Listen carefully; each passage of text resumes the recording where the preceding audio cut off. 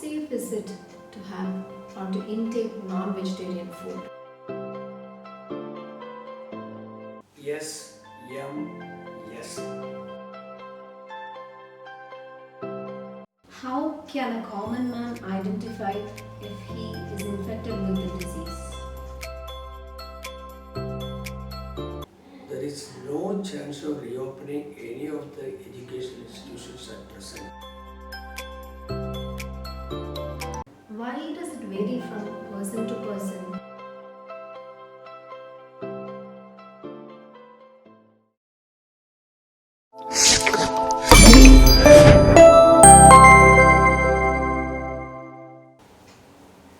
Hi everybody, welcome to my channel. For a change, this time it is Dad and me on a science talk. The moment I say science talk, please don't get scared or serious. This is about the pandemic which has put all our lives to a standstill, the coronavirus. I'm sure many of us have different queries about this virus and the disease. Also, I do have. So here I am to get all those questions answered through a very friendly doctor who's also one of the senior most pediatricians in the city, Dr. V. Radhakrishnan, my father. It is an immense pride and pleasure for me to welcome him to this show. Welcome. Thank you very much.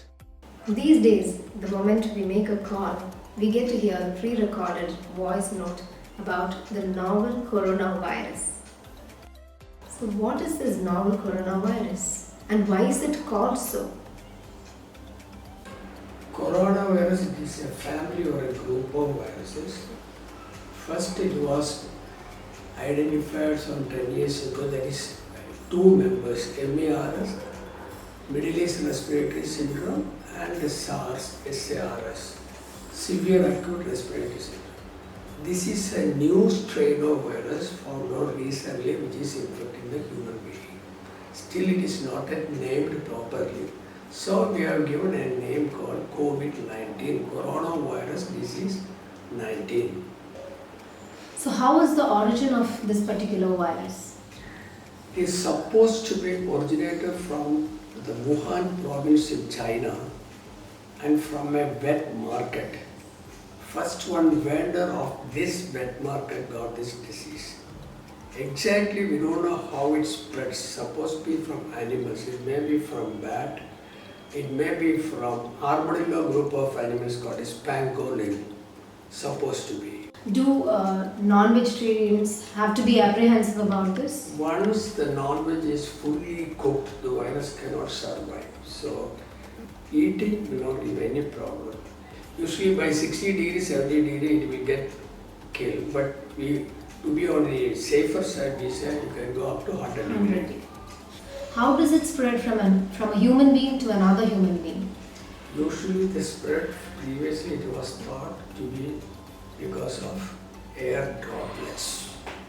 Now we have found out that even aerosol can also spread. Let me talk about air droplets first. When somebody is talking, then sneezing, coughing, these droplets may fall on the surface. So somebody is touching and then putting the finger in the mouth to nose or eyes, it will spread. That is a droplet type of infection. Aerosol is through air. When you sneeze, cough, or even talking, the aerosol particles will be suspended in the air, and from there you will get the infection. And especially if you are in a congested area, confined space, especially in an air-conditioned theatre, air-conditioned room, air-conditioned workplace, then especially aircraft, the possibility of getting aerosol infection is more. How can a common man identify if he is infected with the disease? Anybody coming in contact with a COVID-19 positive patient, or those who are in and around the containment area, if they are having cough, cold, fever, then you have to suspect COVID-19 infection. But most of the infections are asymptomatic, that means without any symptom. 60 to 70% of the people have got infected, but they don't have any problem outside. When you go for test only, they will be positive, but patient will not have any symptom. The symptoms usually after 4th day or 5th day, it will be visible outside in the form of cough, cold, fever. In the form of severe condition, it will be severe breathlessness. And usually, or 10 to 20% will get admitted, others can go without admission. You had just mentioned that people can show no symptoms and can still be positive. So, how does one get himself or herself checked? For mass screening program, we can go for thermal screening. This is what is called recording the temperature, which is not foolproof. Then another test is antigen test. Then another one is antibody. That is also not 100% reliable. The most commonly used test now all over the world is RT-PCR, polymerase chain reaction. That is also 60 to 70% accuracy. You can have both false positive as well as false negative. And how the RT-PCR is done? We will take a nasal swab, that is a swab from the nose, nasal secretion, and also secretion from the throat, pharyngeal secretion. And then we will give for analysis, and the result it will take usually 24 to 48 hours. Can you just explain about what is a false positive result and what is a false negative result to the public? False positive means, suppose if it is not properly done, it will give rise to false positive result. Which means the patient is not positive, but it could be shown as positive. Positive. Negative, false negative means, again say, if it is not properly done, or the viral load will be comparatively less, so that the test will not be positive. So It the test depends is not on- able to detect. All it depends on the viral load. That is the present thing. Now there are a lot of newer tests coming. One is from Israel. Now within a few minutes you will get the result. It is research is going on in New Delhi. They are doing only the saliva test. And the result will be there within a few minutes. But it is under consideration and it is under research in India, that is in New Delhi. Why is there a difference between the symptoms in different people, and why does it affect some people less and some people more? Usually what we have found out, the incidence is comparatively less than 18 years and middle aged. And it is more in old age people or those who are having comorbidities like heart disease, blood pressure, then cancer, diabetes. But it is comparatively less in children because angiotensin converting enzyme receptor is not yet developed or not fully developed in children and youngsters. It is more developed in Adults. middle-aged adults and old age. So the spikes of the coronavirus, it can go and get attached into the receptor. The receptors are present mainly on the nose, so the entry is through nose. So children less affected, or the number of ACE receptors are less, but in old age it is more. And another thing is, whenever the heart is weak or there is blood pressure or diabetes, the symptoms will be more and it will be more detrimental with the comorbidities. Also, why does it vary from country to country? Does it have anything to do with the genetic makeup? It is a very good question. The structure of the virus or the genetic structure, it changes from country to country, not only from country to country, even in the same country, even in India, different places we have got different structure of the virus. So according to that symptoms severity, it may vary from place to place or even from person to person. What are the preventive measures we need to consider? At present, as there are no vaccines for prevention, the only prevention is SMS. Sanitize, sanitizer and soap. Then M. M stands for mask and S stands for social distance of 2 meters. That is the only prevention. There is no other preventive measures. Isn't that an excellent abbreviation? SMS. So the first S stands for soap or sanitizer, and M for the use of mask, and the other S for social distancing. So let me first talk about sanitizer. Soaps, of course, we had been using for a long time. Now it's a big buzz in the commercial industry regarding a herbal sanitizer, or a sanitizer has alcohol, something has neem extract. So what would you say is the best, soap or sanitizer? I will go for soap. Easily available, comparatively cheap, available in all household. The only thing is you have to wash your hand for 20 seconds continuously. And if you are not able to take soap outside when you are traveling or going out or in your workplace, you can have sanitizer. Sanitizer, more than 60%, 70%, 80%, 90%, so many things are coming. It is nothing but alcohol. And alcohol sanitizer, it is costly. And when you travel, you can use alcohol. Otherwise, soap is the best.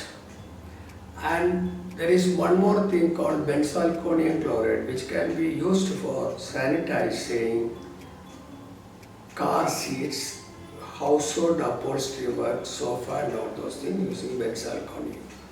And sanitizer have the possibility of fire protection inside a car if it is left inside in a hot climate. Also in households it could be inflammable. It is inflammable, so you should be very careful. Especially sanitizer should not be applied to car keys and all those things. Benzalkonium chloride will be better. Is there a recommended amount of alcohol which should be present in a particular sanitizer? The alcohol content should be above 60%, but most of the sanitizers are contained 70, 80 and some of them even above 90%. So above 90% is highly inflammable. So for this purpose, between 60 to 70% is good enough Good enough. amount of alcohol in a sanitizer. Now moving on to masks. Again, there are different types of masks, cloth masks, N95. So for a person not confined to a medical field, a commoner, what should he use? And what should a person in the medical field use? What type of a mask? For a common man, the usual mask will be our own household cloth. Cut a small piece of cloth and convert it into a mask, which is very simple. Wash it thoroughly well with the soap and water and dry in the sunlight for 4 to 5 hours. If sunlight is not available, just give an ironing. So that's the best thing comparatively cheap, rather than going for 6-fold, then 12-fold, 7-fold, so many things including N95, all those things. This is the simplest and the cheapest one available. And for a person who is going to treat patients on a daily basis? They have to use N95 mask, over that one more ordinary mask, then a face shield, then a PPE. Personal protection equipment, which you might have seen in all the TV and all those things. That is what is called PPE. So the next S is social distancing. So how much of a distance should a person maintain from the other? You have to be 2 meters apart. You should not go to crowded places like all temples, then churches and all those places, then marriage hall. Even now the government has given some restriction, even in death ceremony not allowed, only 25 people allowed. marriage only 50 people allowed. These are all restricted areas. So better not to go to crowded places. Why should we maintain a distance of 2 meters? Because the droplets while sneezing, coughing, or it can travel only up to 2 meters. This is all arbitrarily decided. It can go even beyond that. But now studies show that it goes up to 2 meters. That is why we have taken the 2 meters as a safe distance. What are the available treatment modalities for COVID-19? So far, there is no specific treatment for coronavirus. What we are giving now is symptomatic treatment according to the symptoms. Symptoms usually will be breathlessness, mainly due to pneumonia. So we treat the pneumonia. And of course, we have got a few medicines for Zika virus, and it is found to be a little effective for coronavirus also. We have got Favipiravir, Remdesivir, but they are all only on trial, and there is no complete success with this medicine. So what are the symptoms? We treat the symptoms. Yes. Usually once it is affected the lungs, you may require high level of oxygen. Suppose even that is not doing well, then we will go for ventilator support. If the lungs are damaged too much, even ventilator cannot cope up. So we will go another latest modality, which is called ECMO, extracorporeal membranous oxygenation. That is the final one. That was about ECMO. Yes. So, how do we get our oxygen levels checked? There is a small machine which is called pulse oximeter. You put your finger or thumb inside that, it will record the oxygen saturation. If it is coming less than 94%, the patient has to be admitted for oxygen substitution. What are the effects of steroids on this particular disease? Once pneumonia has developed or the coronavirus is at its peak, there is a condition called cytokine storm. A lot of inflammatory products are produced, and these steroids will act as anti-inflammatory agent. So it is tried and it is found to be useful also. So in an asymptomatic person or a person with just cold and cough and no comorbidity, what will be the line of treatment? For those type of people, what we give some immune booster. Immune booster in the sense vitamin D, vitamin A, calcium tablets. And also the main part is not medicine, it is all immune boosting food materials. Mainly leafy vegetables and fruits and pulses, which will boost the immunity. That is all what we can give. This cannot be taken as a treatment, it is all individualized. It may vary person to person. So, without seeing a patient, we cannot say correctly what exactly to be done. But this is in a general category. I'm not sure if the herd immunity is going to take over, but considering the constraints that the parents face with children at homeschooling, is there an appropriate time period when children can get back to school or a vaccine will be developed? Thing is, at present, even in Coimbatore city, more than 400 to 500 cases are recorded per day. In this situation, there is no chance of reopening any of the educational institutions at present, unless the cases should come down. There are more than 100 companies trying different types of vaccine all over the world. In India, there are 4 or 5 companies doing phase 2 and phase 3 trials in India. And once the result is coming out, it will be more than 6 months. It will be 2021 March or April. Can you also enumerate the post-COVID complications?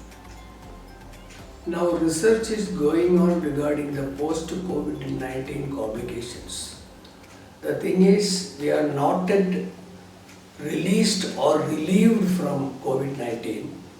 So we may not be thorough with what are the COVID-19 complications. Now the existing complications which we now find after treatment, the thing is, first is it is affecting the heart, myocarditis. It can affect lungs fully, and lungs will be converted to fiber-like thing, that is what is called fibrosis. And even it can affect the pancreas beta cells, which will give rise to diabetes. It can affect the kidney. It can affect even the brain. It is all under evaluation. At present, we are not thorough with the complications. Anyway, post-COVID-19 complications is going to come in a large way in due course. Which means the virus can also be dormant in a particular person who has been infected with the coronavirus. The virus, dormant or not, we are not sure. Toxins produced from the virus, it will damage all these organs which I have mentioned so far.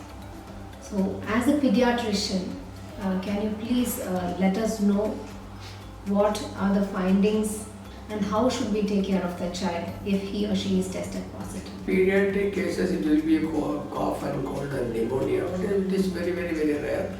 And a few cases have been reported in the newborn period, mother having COVID and babies also having COVID. Very few cases. Also, we happen to read that children are supposed to be silent carriers. So what do you have to say about that? There is the possibility of children being the carrier. So when the child is coming in contact with any positive case, we should be careful in dealing with even that child. Even though I mentioned that the children are silent carriers, and as Sir has mentioned, they are affected with mild symptoms. They can go through even without a hospitalization. But the pandemic has taken a toss over their lives overall.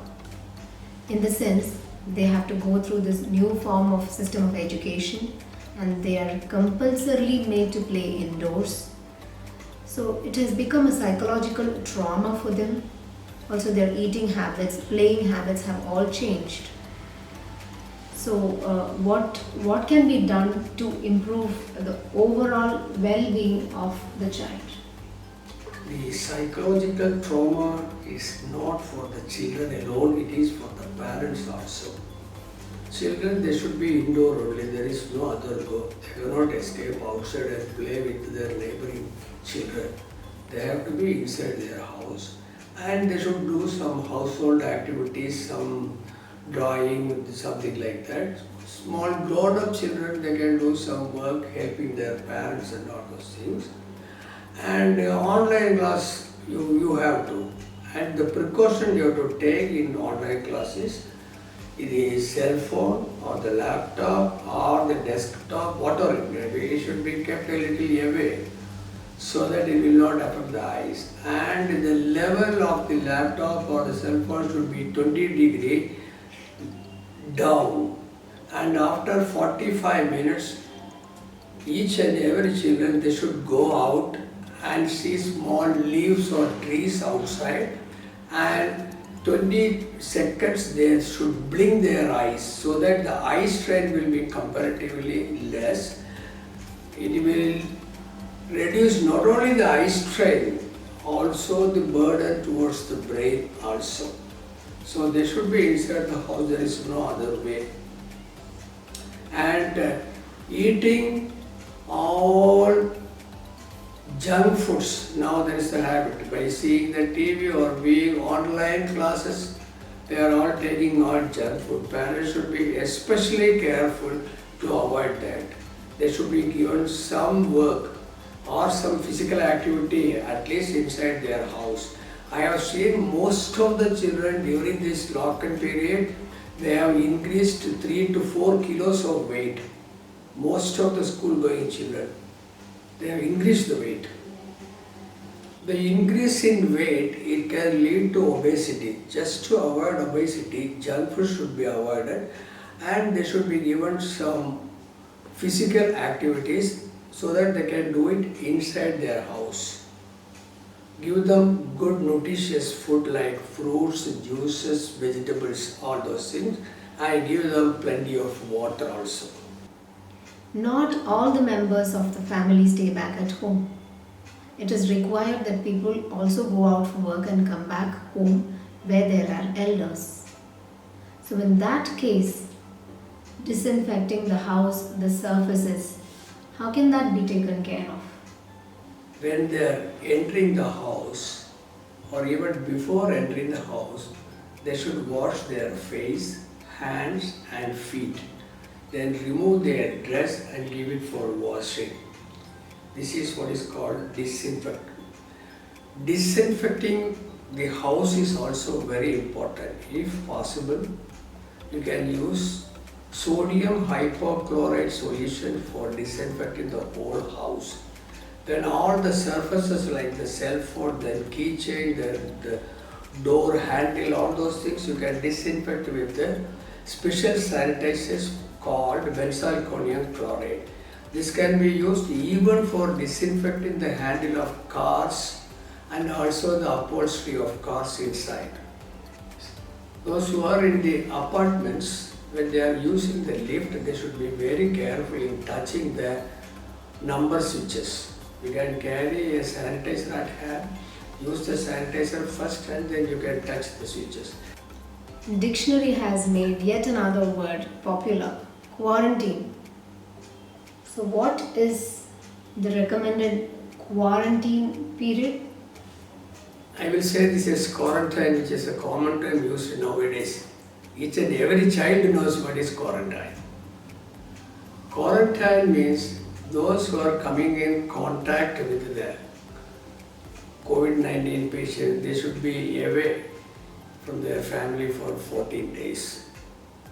It is supposed to be the virus will be there in their body for 14 days just to avoid infection. Then there is another thing called reverse quarantine. Suppose somebody is having COVID-19 corona disease, those who are old age people, those who are having diabetes, BP, heart disease, they should keep away from the patient. That is what is called reverse quarantine. The first one is the patient moving away. The second one is the old age people moving away from the patient. That is what is called reverse quarantine. So, what is the take home message? No medicine, no vaccine, so each and everybody should take care of themselves. And always in your mind, keep in mind, yes, yes. Sanitizer or soap, mask, space, distance, social distance, that's all. Thank you so much for this wonderful session. So, this way I got most of my doubts clarified. I'm sure all of us had our own doubts. I think we've addressed most of the issues pertaining to coronavirus. But in spite of all that, if there is something else that is left, please feel free to ask us. Leave your questions in the comment box. Thanks for helping us take this thing forward. Thank you very much. Thank you, it was my pleasure. I also enjoyed the session.